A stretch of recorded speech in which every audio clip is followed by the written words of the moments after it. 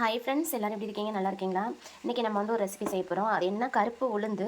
அது வந்து தோலோடு அப்படியே ஊற வச்சுருக்கேன். ஒரு மணி நேரம் ஊற வச்சுருக்கேன். கூட வந்து கொஞ்சோண்டு அரிசி போட்டிருக்கேன், ஒரு ஸ்பூன் அரிசி. இந்த உளுந்து நான் எடுத்திருக்க அளவு பார்த்தீங்கன்னா 2 கைப்பிடி அளவு எடுத்தேன். 2 கைப்பிடி அளவு உளுந்து ப்ளஸ் 1 ஸ்பூன் அரிசி மட்டும் போட்டு ஒரு 1 ஹவர் நல்லா ஊற வச்சு கழுவிட்டேன், நல்லா வாஷ் பண்ணிட்டேன். ஆனால் வந்து அந்த தோலை எடுக்கலை, தோலை ரிமூவ் பண்ணாமல் அப்படியே வச்சுருக்கேன். இப்போ நம்ம அரைச்சிடலாம். இது கூட வந்து ஒரே ஒரு ஏலக்காயும் கொஞ்சோண்டு சுக்கும் சேர்த்துருக்கேன். அவ்வளோதான், அரைச்சிட்டு வந்து காட்டுறேன். இப்போ அரைச்சிட்டேன், நல்லா நைஸாக அரைச்சிருக்கேன். இந்தளவுக்கு நைஸாக அரைச்சிருக்கேன். இது கூட ஒரு துண்டு ஏலக்காவும் சுக்கும் போட்டு அரைச்சதுனால நல்லா வாசமாக மனமாக இருக்கும். திரும்ப நம்ம வந்து சேர்க்கும்போது லாஸ்ட்டாக சேர்த்தோம்னாக்கா அது வாயில் ஒரு மாதிரி தட்டுப்பட்டதுன்னா குழந்தைங்க வந்து குடிக்க மாட்டாங்க. அதனால தான் இதிலேயே போட்டு நான் நல்லா அரைச்சிட்டேன். இப்போ வந்து கஞ்சி எப்படி வைக்கிறதுன்னு பார்க்கலாம். ஒரு பாத்திரத்தில் வந்து 2 டம்ளர் அளவு தண்ணி சேர்த்துருக்கேன். இப்போ இந்த தண்ணி கூட தான் நம்ம அந்த அரைச்ச மாவு வந்து சேர்த்து கலக்க போகிறோம்.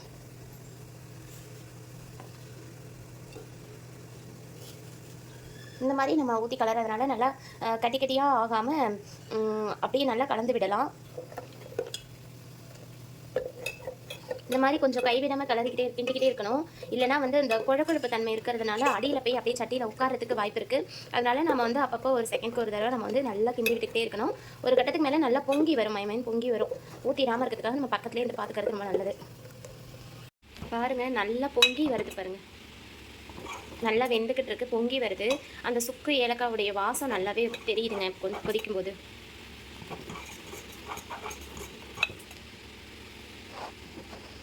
வந்து நாட்டு சக்கரை எடுத்து வச்சுருக்கேன், அதை வந்து சேர்த்துக்கிடுவோம். நாட்டு சக்கரை இல்லை அப்படின்னா நம்ம வெல்லத்தை வந்து நல்லா தண்ணியில் வந்து கரைச்சிட்டு, இல்லை கொதிக்க வச்சு கூட கரைச்சிட்டு அப்படியே நம்ம வடிகட்டி ஃபில்டர் பண்ணி, ஏன்னா அதில் மண்ணெலாம் இருக்கும், அதனால ஃபில்டர் பண்ணி நம்ம அப்படியும் சேர்த்துக்கலாம், வெள்ளைப்பாகும் சேர்த்துக்கலாம். என்கிட்ட நாட்டு சக்கரை இருக்கிறதுனால நான் நாட்டு சக்கரை சேர்த்துருக்கேன். கொஞ்சமாக தேங்காய் பூ சேர்த்துக்கலாம்.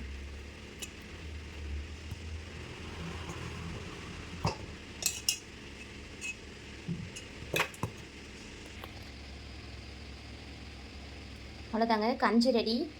எதுக்கு இப்படி நான் செஞ்சுருக்கேன்னா, பாப்பாவுக்கு வந்து அடிக்கடி கை கால் வலி, இடுப்பு வலி வருது.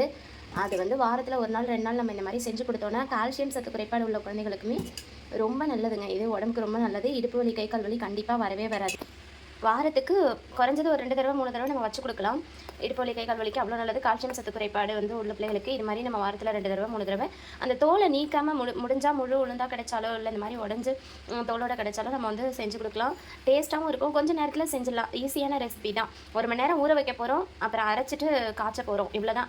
ஒன்றும் பெருசாக இது வந்து இன்க்ரீடியன்ஸ் எதுவும் கிடையாது.